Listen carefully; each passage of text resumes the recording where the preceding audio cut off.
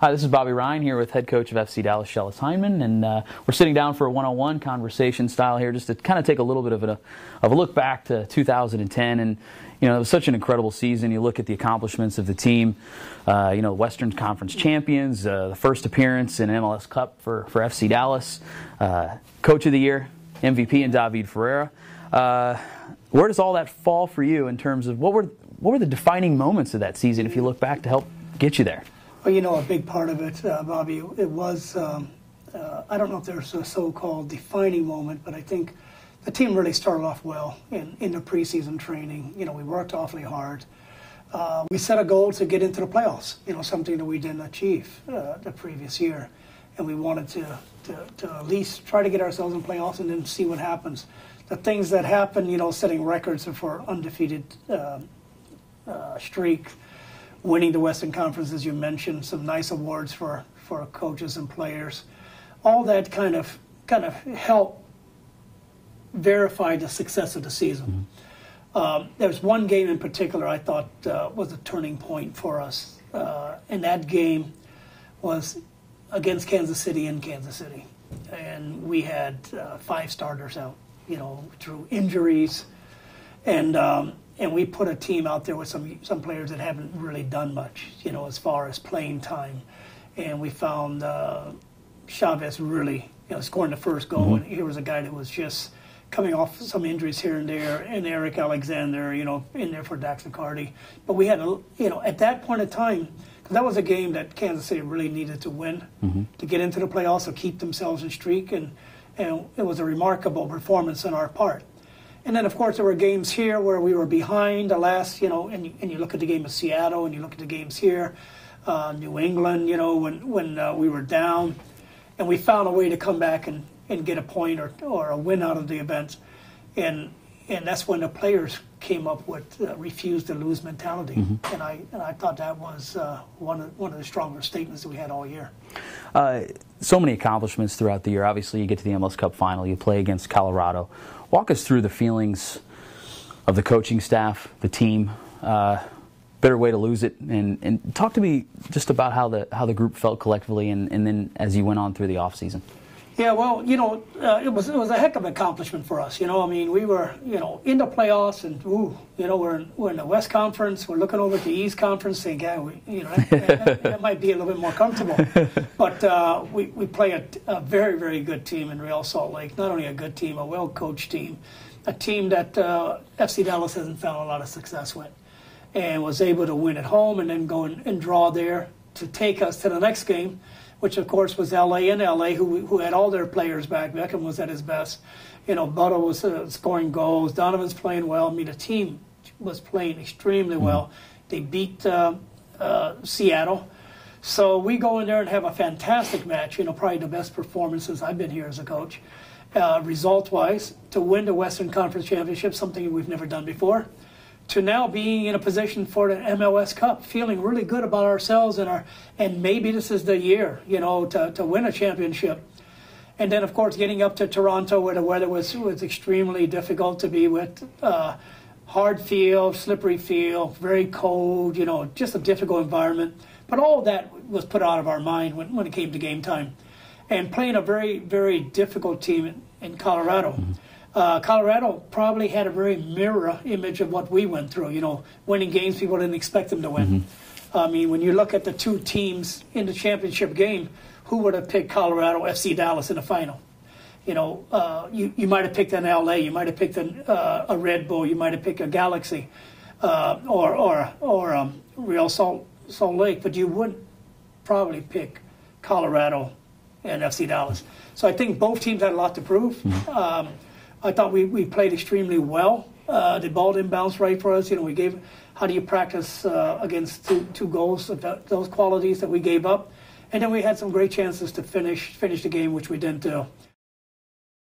Yeah, you're talking about it. I mean, the MLS Cup Finals on that Sunday. The flight is on the Monday. Difficult decisions have to be made in terms of the expansion draft, and you start to prepare for 2011 with having to swallow that bitter pill. There's been some criticism about, you know, the off season, some of the players that are departed now. But how would you respond to that? Well, you know what? I understand the criticism. You know, I think sometimes I go, gee, I wish we didn't have to do that. But I think when you look at the salary cap and you look at how can you fit within the salary cap and continue to make your team competitive, there were just some difficult decisions that had to be made. And I think the people who have watched me go through the FC Dallas tenure here, I think we've had a plan in place, and it seems that we've reached that plan of being a successful team, developing that culture of winning, and sometimes you have to give up something so that you can continue to be successful. I hope that we can continue to be successful here. That's the objective. At the same time, we were going to lose somebody. You know, it's just the way it's set up. You got two teams that are coming in expansion draft. We're going to lose somebody. It might have looked like, hey, we could have lost this player much easier than one of the players we lost. But when you look at the salary cap, we couldn't afford to keep all those players. Well, here we are. It's day 2 of the preseason. Outside, some unique challenges. Had to bring the team indoors. Now you've got a little bit different setting to get the week started for the team, starting a little bit later than the others due to the success of last season. Talk to us a little bit about what your expectation is now for the next couple of weeks. Yeah, the expectation is very simple. Is we have quite a few people in. You know, we drafted quite a few players. We've had a lot of trialists that are in here, and we want to have a good opportunity to evaluate. And then we also are still missing 2 players through visa issues.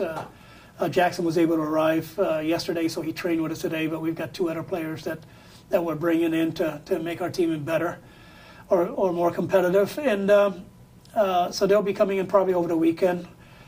But the weather conditions has really thrown a curveball at us to the point of we're not really able to get a lot of things done.